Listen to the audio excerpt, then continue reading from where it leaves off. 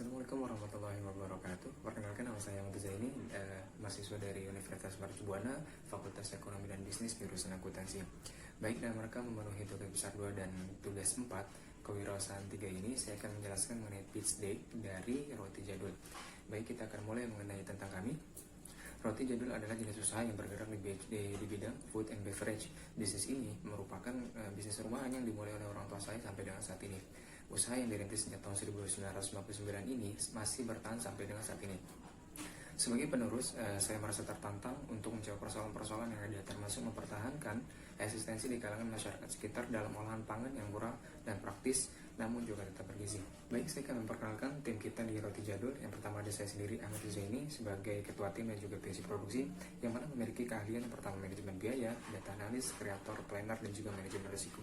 Yang kedua ada Fikri Febrianto sebagai PSI pemasaran, yang mana memiliki keahlian public speaking, mengerti teknologi, dan juga memiliki kreativitas yang tinggi. Yang ketiga ada Primana Sapturi, yang mana memiliki keahlian multitasking, manajemen konflik, negosiator sebagai PSI sumber daya. Dan yang terakhir ada PSI keuangan, yaitu Vicky Anjarwati, yang mana memiliki keahlian data analis, dasar-dasar akuntansi, dan juga manajemen keuangan. Baik, kita lanjut kepada produk dan juga kompetitor. Yang pertama, ada apa masalah yang ada di lapangan sehingga Anda menjual atau menciptakan produk atau jasa Anda. Dalam rangka memenuhi kebutuhan konsumsi yang bergizi dan juga praktis sebagai pengganti nasi, maka Roti Jadul menjawab persoalan tersebut dengan produk-produk yang memiliki berbagai variasi. Yang kedua, bagaimana Anda menyelesaikan masalah yang ada di lapangan. Nah, dengan melakukan survei terhadap kelayakan bisnis ini dan melihat melihat keinginan konsumen atau harapan konsumen terhadap kebutuhan pokok, dalam hal ini pangan, maka Roti Jadul dalam hal ini melakukan langkah-langkah dalam melakukan evaluasi terhadap strategi bisnis yang dilakukan. Yang ketiga, sebutkan apa produk atau jasa Anda. Jelaskan. Produk yang kami tawarkan adalah kebutuhan pangan berupa roti. Produk ini merupakan produk rumahan. Roti Jadul sendiri memulai usahanya pada tahun 1999 sampai dengan saat ini. Yang keempat, apa jenis bisnis Anda? Jenis bisnis usaha ini termasuk ke dalam kategori food and beverage product. Kemudian yang kelima, nah ini kita lihat ada bagan yang mana kompetitor dari Roti Jadul sendiri ada Jeko dan King Donut. Kemudian yang ketiga adalah pesaing yang serupa, pesaing dengan produk serupa. Kemudian yang kedua ada keunggulan kompetitor dibanding dengan Roti Jadul. Yang pertama adalah rasa dan bentuk yang cukup bervariasi. Yang kedua brand yang sudah cukup terkenal. Dan yang ketiga adalah cabang yang cukup banyak, tersebar hampir di seluruh Indonesia. Kemudian dari keunggulan Roti Jadul sendiri, yang pertama bentuk lebih berisi atau lebih padat dan tidak kopong. Yang kedua topping yang memiliki toppingnya lebih banyak. Yang ketiga harga yang lebih murah. Dan yang keempat nilai gizi. Yang kita lihat di sebelah kanan ini adalah contoh produk dari Roti Jadul. Kemudian yang selanjutnya adalah consumer and communication. Yang pertama, siapa pelanggan potensial Anda? Pelanggan potensial dari Roti Jadul sendiri adalah masyarakat sekitar atau perusahaan atau pabrik. Yang kedua, bisnis Anda akan berjalan di mana saja.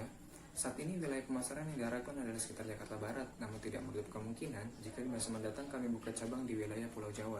Yang ketiga, jelaskan bagaimana strategi marketing Anda dalam melakukan penjualan atau pemasaran produk. Saat ini kami menggunakan 3 strategi pemasaran, yaitu strategi pemasaran interaktif, strategi pemasaran konten, dan strategi pemasaran media sosial.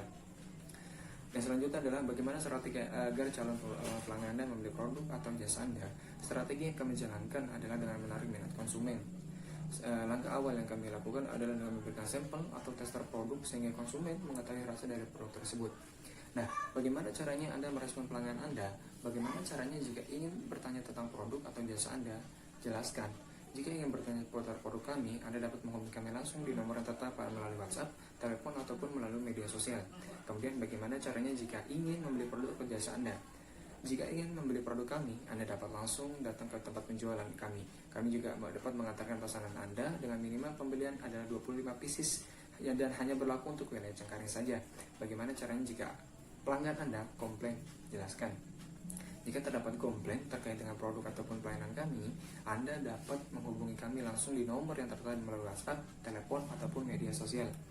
Nah, selanjutnya strategi apa yang akan Anda lakukan untuk menjadikan Anda loyal? Yang pertama, memberikan penawaran berupa diskon atau buy one get one atau two get one. Kemudian memberikan pelayanan terbaik terhadap seluruh konsumen. Di mana calon pelanggan dapat membeli produk atau jasa Anda? Sebutkan beberapa cara. Di sini ada 3 cara. Yang pertama, datang langsung ke tempat penjualan. Yang kedua, melakukan order by WhatsApp atau media sosial. Yang ketiga, dengan telepon ke nomor yang tertera di brosur. Nah, yang ke-9 mengenai financial statement. Di sini diminta laporan keuangan 1 tahun terakhir. Jika usaha belum 1 tahun, buatlah mulai dari awal bisnis Anda sendiri. Bisnis Anda kapan berjalan? Laporan keuangan yang saya buat ini hanya laporan laba rugi, tapi tidak mencerminkan keadaan sebenarnya, hanya analisa keuangan yang mendekati. Dikarenakan faktor kerahasiaan, laporan keuangan yang dibuat adalah 3 bulan terakhir. Nah, ini kita lihat di sini terdapat laba rugi. Ini laba sebesar 885.000. Sini terjadi penjualan ini menurun sebetulnya ya, karena kita lihat kondisi saat ini di mana hampir seluruh dunia, bahkan dunia secara global merasakan dampak dari COVID. Dan yang kedua ada tentang proyeksi tahun depan dalam financial statement. Nah, proyeksi keuangan untuk 1 tahun ke depan kami merencanakan peningkatan produksi dan penjualan sebesar 20%. Asumsi produk dan penjualan pada tahun ini adalah sebesar 18.000 pieces, maka pada tahun depan produksi penjualan adalah sebesar 21.600 pieces. Dan beban atau biaya meningkat sebesar 10%, maka proyeksi laba rugi pada tahun depan adalah sebagai berikut. Kita lihat penjualan roti 21.600 dikali harga jual meningkat sebesar 3.000. Kemudian beban-beban juga meningkat, dan dapat dilihat di sini ada terdapat laba sebesar 25.080.000. Baik, mungkin itu aja sekian mengenai business dari roti jadul. Kurang lebihnya mohon maaf. Wassalamualaikum warahmatullahi wabarakatuh.